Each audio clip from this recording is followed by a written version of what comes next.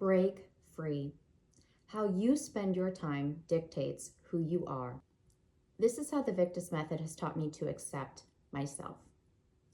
Growing up, I had so many creative interests: dance, art, music, singing, and piano, and my first love, creative writing.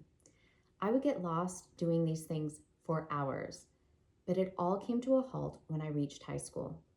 The pressure to do well in school and get into the college of my choice meant that more and more of my time was spent studying. I remember missing every single thing I loved to do and feeling like a shadow of who I really was. But I kept batting away those feelings because all of these outside voices were telling me you have to prioritize your studies above all else. What's more, I lacked friends who could understand because most of them were involved in team sports. The number of meets and tournaments had increased for them, and they had everyone's full support. After all, think of how many students gain entry and scholarships to college that way. How different my life could have been if creative pursuits were treated the same way. But for me, it just was not the case. So I kept suppressing this urge to do what sparked joy in my life. And really, quite predictably, the more I did not do what I longed to do, the more depressed I became. Here is the worst part, though. It took me years to get back to my true creative self. Sure, I painted from time to time. I joined a weekly singing group, and every once in a while I played around on my digital piano. But I never allowed myself to dive wholeheartedly into the things that brought me true joy. And even worse, I felt like I had to hide it. No, actually, I knew. I really knew I had to hide it because being a creative was not welcomed in my professional life. The few times I tried to share my interests at work, where I am an attorney, it was frowned upon. Like, oh, you're not serious enough. I had better things to do, like surpass my billable hours requirement or take on more and more responsibilities. I must not be working hard enough if I wasn't more sleep deprived, if I wasn't more worked to the very bone. For a long time, I accepted this, and I shifted not only my writing style, but also my personality. I went from being a mostly introverted, sometimes shy person to an extroverted when I have to be ambivert. So my dream of writing creative work as a novelist, it switched to legal writing and oral advocacy as an attorney. And for a long time, it worked. But success can sometimes be a trap, especially when money is tied to it. The financial reward makes it far easier to overlook what is happening on the inside. And the problem is, the body keeps the score, and I never felt at ease. I was in a constant state of fight or flight, just stress. Stress was always there, boiling just underneath the surface until it boiled over, often in really just terrible searing migraines. So what did I do? I upped my self-care. More meditation, more journaling, more yoga and other exercise, more healthy eating. But then why was it not working? Why, after all this time, did my life still feel wrong? Over time, the crux of the problem revealed itself. And no, it was not me. The problem was my environment. I was surrounded by people who were simply not like me, like one partner in particular. I wish I could say he was one of a kind, grumbling disdainfully in a corner where everyone chose to ignore his mean-spirited vindictiveness. But no, he was the pit bull partner with the most tenure and litigation experience. All the other partners, they all looked up to him to lead the way, and boy, did he set the tone. Could I just ignore this? Just keep my head down? Yes. For a time, I could focus on what I genuinely enjoyed about legal work. But then came the day I realized what I was truly up against. These were people who reacted with glee when they'd heard one of the junior attorneys was mired in debt.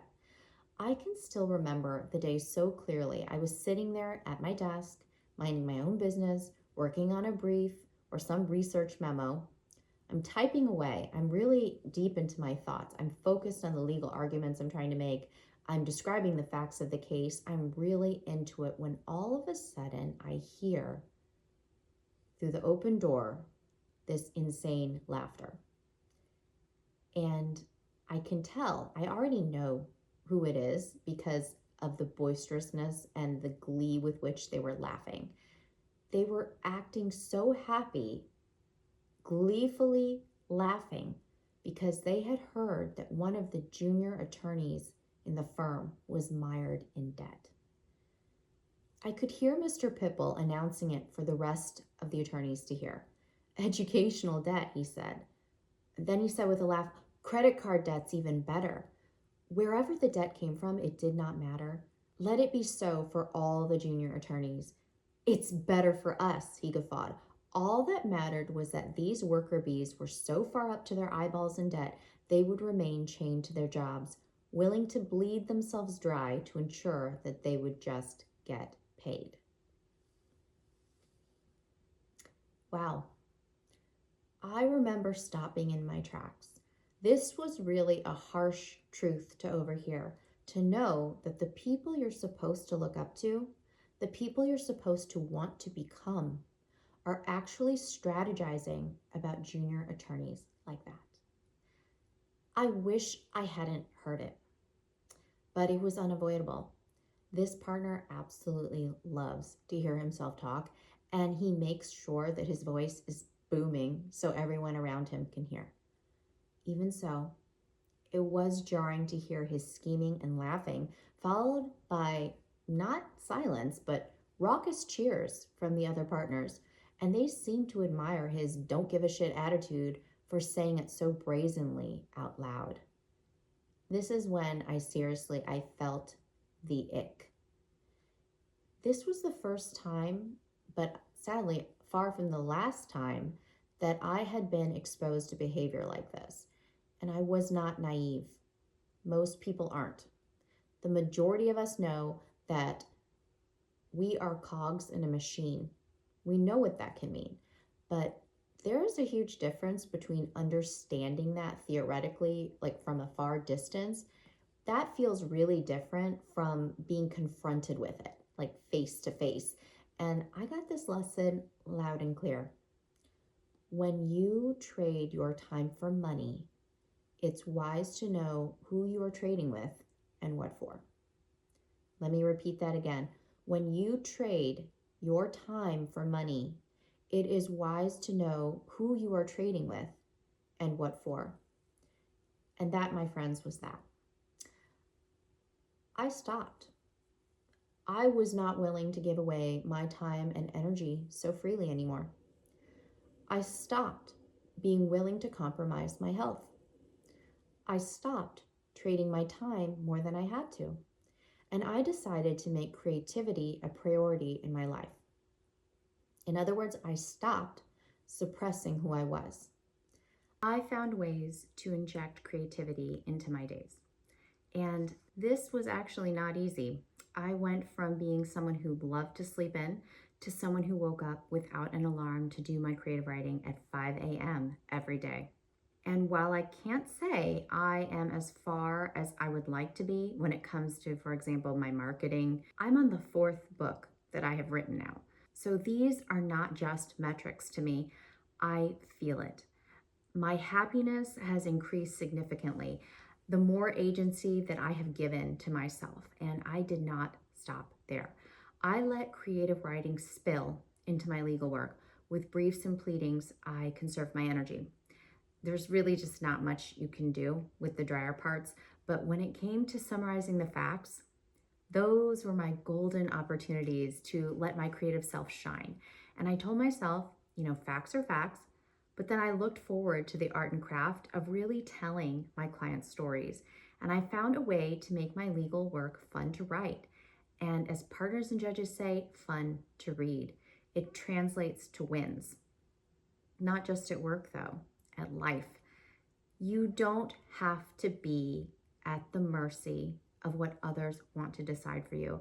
That is the lesson that I really want to hit home. When I overheard what these partners were saying, how they were laughing, no, we don't just have to be cogs in a wheel. Again, you do not have to be at the mercy of what other people want to decide for you. You can find a way to curate a life that works based on what you want to do. Yes, it's going to require sacrifice. Sometimes the progress that you make, it just doesn't go that far. And it may take a really long time to monetize, but it's worth it to let yourself be who you actually are. For me, the process never really seems to end, but little by little, I am doing it. I'm injecting more creativity into my hours, my days, my weeks. And even when I just do not feel like it, even when it's something new that I have never learned, like for example, doing these videos, it feels uneasy and I feel afraid, but I'm doing it anyway. In the last year, I started writing on Medium. Then I started my Substack newsletter at marissavictus.substack.com. And I'm going to be doing more of my other interests, including recording music and posting that music and on YouTube as well. So with each small step I'm taking, I feel a little more hope and comfort in just the knowledge that I am not alone. There are so many creatives here, and that is so exciting to me to see all of these people who just flat out refuse to lose sight of their honest, authentic self. So do it anyway. Wanting to be a musician, but you're not quite there yet. Who freaking cares? Do it anyway. You want to be a poet, but you're a banker. Who cares?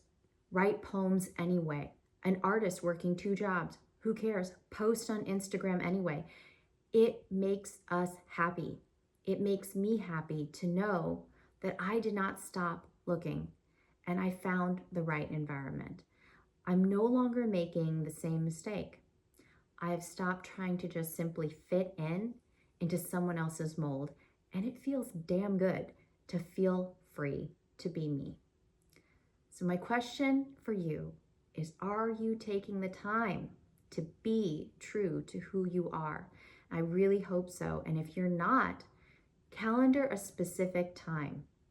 You have to calendar that time for yourself to do what you really want to do, because there is nothing wrong with being who you are. Being true to yourself is the most important thing you will ever do. And that is why I have found my pen name, Marissa Victus, Living Our Way of Life, and I like to live by this Victus method because I truly believe when you listen to your authentic self and you actually honor it, your life will be transformed. You will be transformed. You'll be so much happier. Remember, if you feel lost and alone, you are not. Follow me here. Subscribe if you see the light that I'm shining for you. If you're ready to change your life, then join me, because the path is mapped out in my newsletter. And each week we will explore not only where we have been, but where we are going, and most importantly, why. We will learn the scientific, physiological, and psychological reasons why we are the way that we are, and combine that understanding with simple practices that will enliven our emotions and foster a greater depth of self. Vita est pro victus. Life is for living, truly living, and the Victus method is more than a mindset. It's a practice we will actively do together to 10x our goals and actually achieve them.